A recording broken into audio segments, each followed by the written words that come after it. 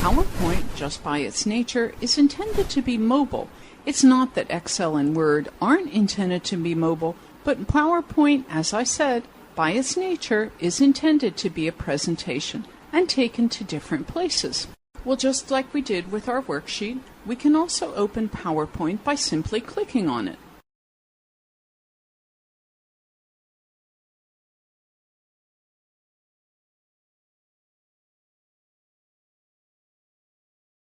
I get to this view, and then I'll go into edit mode.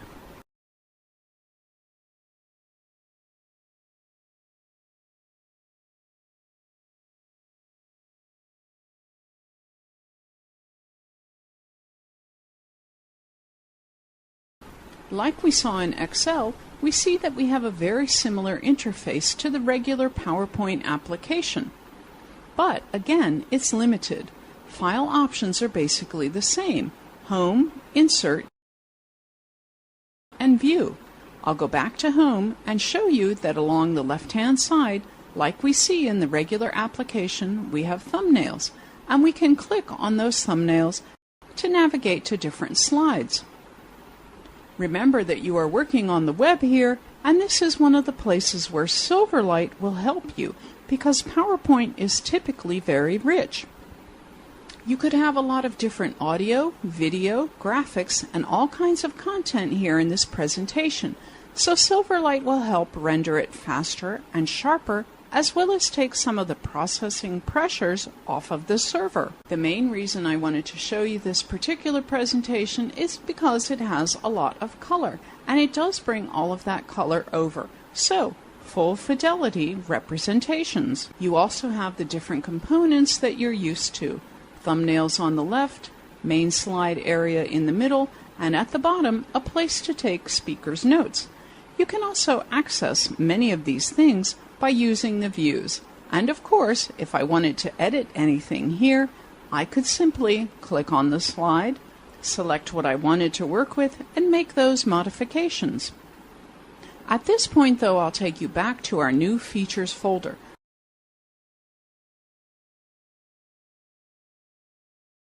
Because I also want to show you how to create a brand new file from within your SkyDrive or SharePoint account. You may have been kicking back and just watching for the last few lessons, but if you have a SkyDrive account, you can follow along again now. On your account, you can create your own folder structure, or you can create one that mimics mine, like you see here. Now, the actual steps for SharePoint creation will be a little bit different, because it is SharePoint. But from your SkyDrive, it's very simple to create a new file right from within the account. The important part to remember is, first of all, you need to be in the folder into which you want to save it. And that's because everything on SkyDrive is saved immediately. So it's not going to wait till the end to have you save it. You'll need to save it at the beginning. So I'll click on my sample course files folder. Let that open, and then I'll create the file from the new drop-down. You'll see the opportunity to create Excel, PowerPoint, Word, and OneNote. Remember that at the moment, these are the 4 applications that are supported. So, of course, they're the only 4 types that you can create. But you can upload any type of file you want to SkyDrive.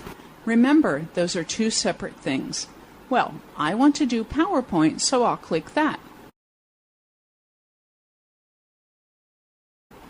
I need to give it a name, so I'll call it something very creative, like Understanding Web Apps.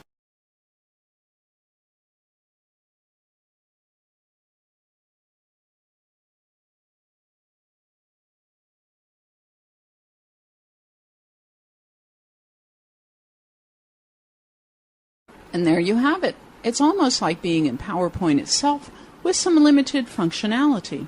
An important thing to remember, though, is that using web apps, you only have a blank template. In other words, I can't access multiple templates that already have formatting and content in them. In this case, it's going to give me the default white background with black text that I'm used to seeing in PowerPoint. That might change over time, but for now, the blank templates are all that we have. But that's okay. It'll get us started. You can go ahead and do exactly what you're used to doing. For example, if I want to add a title, I'll click where it says "Click to add title."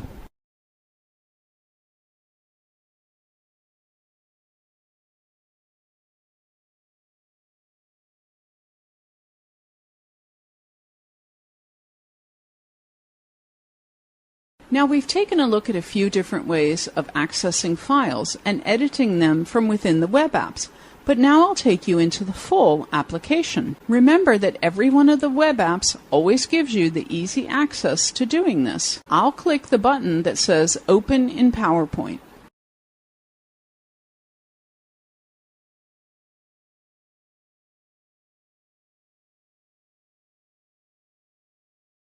After just a few seconds, or it could take a little longer, depending on how complex your presentation actually is, it will appear in the entire PowerPoint application. Now we can see our full ribbon, and we can go about editing just like we would in the regular application, because guess what? We are in the regular application.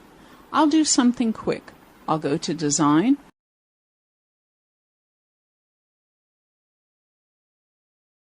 and apply a fun design, and that's all I'll show you how to do, because like we did in Excel, this isn't a PowerPoint class. You may be tempted to do a variety of things to finish this and refresh it on the SkyDrive account. One option people consider is to do a Save As. If you do, it will default the location to the SkyDrive account, but you will actually be saving a copy of the file, not the one that you started working with, and you'd end up with 2 copies. You might also try to access the Share option, where you can save it to the web again. This will give you the SkyDrive account, maybe like you'd expect, but it also results in the same outcome, creating a copy of the file. Instead of those options, let's try saving the file. If we forget for a moment that we actually opened it through a web browser, the concept is that working with SkyDrive and web apps is supposed to be just like working with files from our local hard drives. We wouldn't go through all of those other steps normally, so we wouldn't have to go to them now either. Office has kept track of where the original file location was, and it saves it to the same place. In this case, back to the website, all by just clicking Save. Now let me close.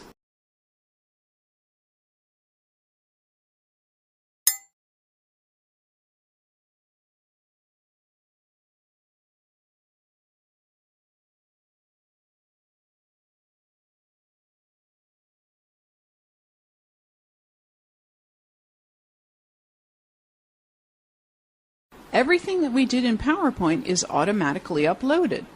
Now, I happen to do this all the time as myself and one person, but remember, one of the powers of this feature is that multiple people can be authoring or co-authoring at the same time. So one person can be working on maybe slides 1 through 5, another person on another section, then everyone saves them back to either the SharePoint site or to SkyDrive, and it's instantly updated. You have access from anywhere, anytime, with multiple authors. That's what all of this is about. Now that I'm satisfied in my own mind that everything is great the way it's supposed to be, I'll go back to my new folder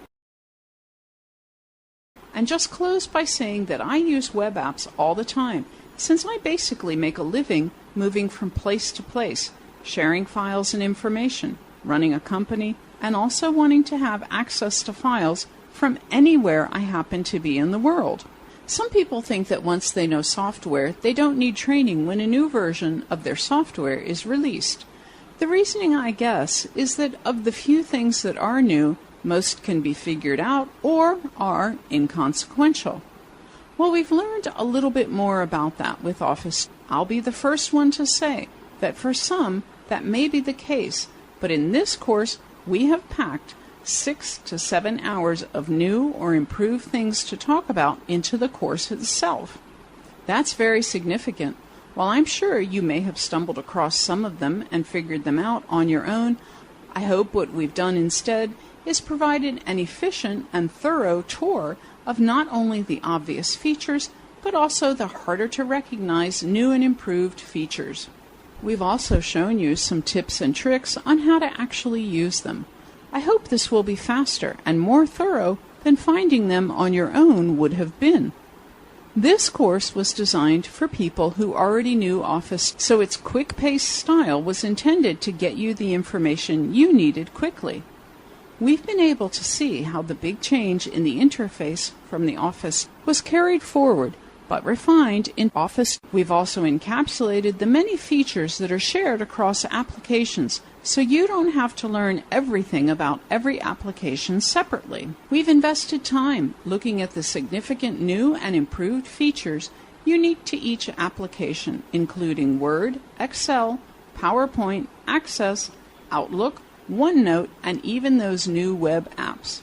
What I hope you've learned is that there is a tremendous amount of power and potential in the Office release. Now it's up to you to do with it what you will. Just remember that the possibilities are really endless. Office allows us to work efficiently, professionally, and consistently, when we want, where we want, using the technologies we want. I'm Erin Olson, and on behalf of myself and Total Training, I'd like to thank you for investing your time with me, getting up to speed on Microsoft Office new features.